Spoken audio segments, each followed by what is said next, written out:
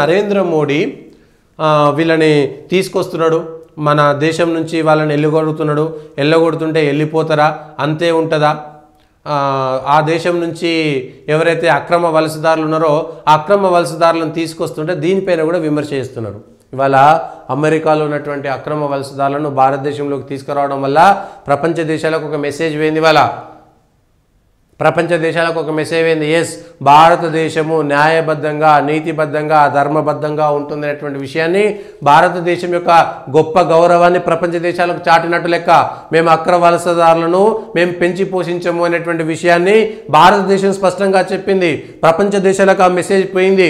అరే, భారత్ చాలా నీతివంతంగా, భారత్ ఒక ధర్మబద్ధమైనటువంటి దేశం, భారతీయులకు గౌరవించాలి, భారతీయులకు గౌరవం ఇవ్వాలి అని ప్రపంచ దేశాల్లో ఉన్నటువంటి భారతీయుల యొక్క గౌరవం కూడా పెరిగింది. చట్టబద్ధంగా, న్యాయబద్ధంగా విదేశాలలో ఉండేటువంటి భారతీయుల యొక్క గౌరవం దీనివల్ల పెరిగింది.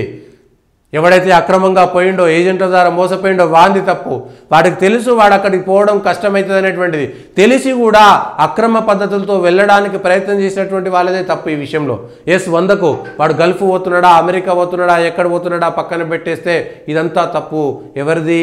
ఎవరైతే అక్రమంగా పోతున్నారో వాళ్ళదే తప్పు. భారతదేశం గౌరవంగా తెచ్చుకుంటుంది, తద్వారా తన గౌరవాన్ని పెంచుకుంది. ఇది దీంట్లో ఇంకొక కిటికీ ఏమున్నది?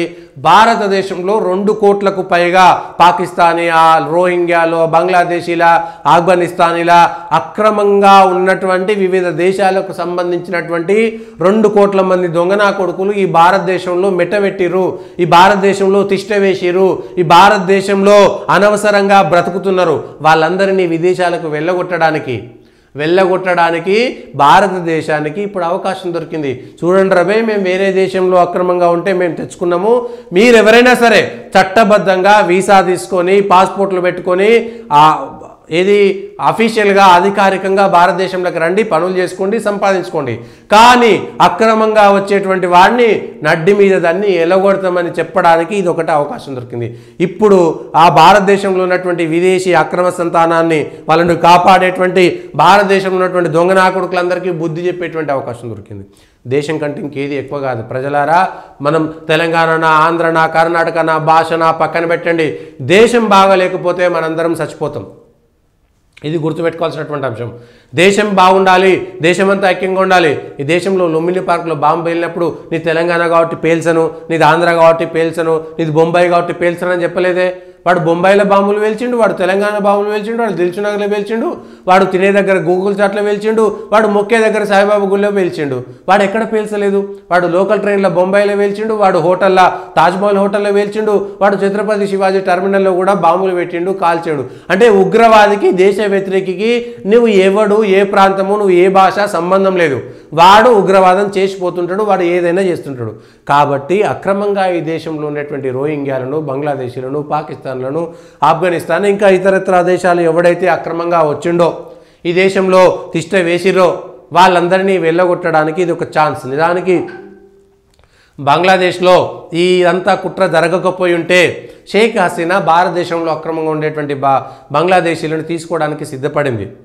మాకంతా వివరాలు ఇవ్వండి, రుజువు చేసుకోవాల్సినటువంటి బాధ్యత కూడా ఎవడైతే అక్రమంగా లేడో వాడే రుజువు చేసుకోవాలి. వాళ్ళు నా దగ్గరికి వస్తే నేను రుజువు చేసుకుంటా. అరే, మీ నాయన పేరేంద్రపై, నువ్వు ఎక్కడున్నావు, మీ తాత పేరేంది, మీ ముత్తాత పేరేంది, మీ ఊర్లో నువ్వు ఎన్నేళ్ళ నుంచి బతుకుతున్నావో నేను చెప్పగలుగుతా. నేను ఈ భారతీయుని, భారతదేశమే దేశభక్తి, నేను ఈ భారతీయుని రుజువు చేసుకోవడానికి నేను 100 పత్రాలు చూపించగలుగుతా. ఎవడైతే పత్రాలు లేవు, నేను చూపించనన్నాడో వాడు దొంగ నా కొడుకు అన్నట్టు లెక్క. వాడు ఎవడైనా సరే, వాడు పత్రాలు లేవంటే దొంగ నా కొడుకు అన్నట్టు లెక్క. ఏ ఊరికి పోయినా, ఏ వాడకు పోయినా వాడు భారతీయుడా కాదా అనేటువంటి విషయాలు తెలిసిపోతుంటాయి. ఎవడైతే విదేశీయులు వెళ్ళిపోవాల్సిందే, విదేశీ అక్రమ సంతానాన్ని ఇక్కడ పెంచి పోషిస్తున్నటువంటి ఈ భారతదేశంలో ఉన్నటువంటి కుక్కల కొడుకులను కూడా ఆ దేశాలకు వెళ్ళగొట్టాలి. ఎవడన్నా బంగ్లాదేశానికి అక్రమంగా ఇక్కడ వాడు చోటిచ్చిండు అనుకో, వీడిని వెళ్ళగొట్టాలి, వాడిని వెళ్ళగొట్టాలి. అట్లయితేనే అరే ఇది మనం తప్పు చేస్తున్నాం, దేశం మీద భక్తి లేకపోతే మనం బ్రతకడం వేస్ట్ అనేటువంటి భావన కల్పించాల్సినటువంటిది కూడా ఇన్ని ఉన్నాయి. ఇన్ని అంశాలు దీంట్లో ముడిపడి ఉన్నాయి.